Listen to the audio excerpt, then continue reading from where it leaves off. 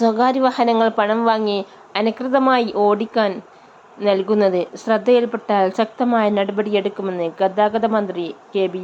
ഗണേഷ് കുമാർ.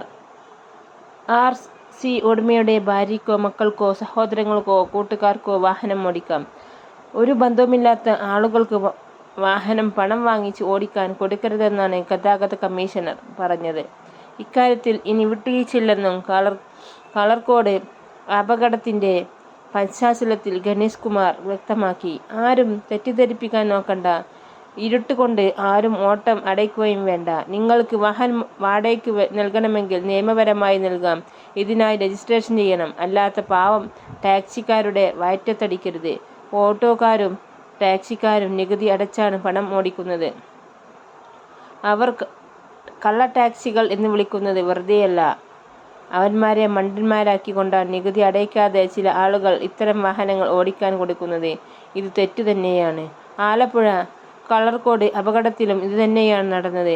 ആ കാറിന്റെ ഉടമ എത്ര ഉച്ചത്തിൽ സംസാരിച്ചാലും പണം വാങ്ങിയാണ് കുട്ടികൾക്ക് വാഹനം നൽകിയത്. അത് തെറ്റാണ്. ചുറ്റുപാടും താമസിക്കുന്നവരോട്, പോലീസിനോടും എം.വി.ഡിയോടും ചോദിക്കും. ആർ.സി. ഉടമയുടെ ഭാര്യയ്ക്കോ മക്കൾക്കോ സഹോദരങ്ങൾക്കോ കൂട്ടുകാർക്കോ വാഹനം ഓടിക്കാം. അത് പാടില്ലെന്നാണ് ഗതാഗത കമ്മീഷണർ പറഞ്ഞത്. ഒരു ബന്ധവുമില്ലാത്ത ആളുകൾക്ക് വാഹനം പണം വാങ്ങിച്ച് ഓടിക്കാൻ കൊടുക്കരുതെന്നാൽ ശക്തമായ നടപടി എടുക്കും. അത് ചില്ലറ നടപടി ആയിരിക്കില്ല, ഗണേഷ് കുമാർ പറഞ്ഞു.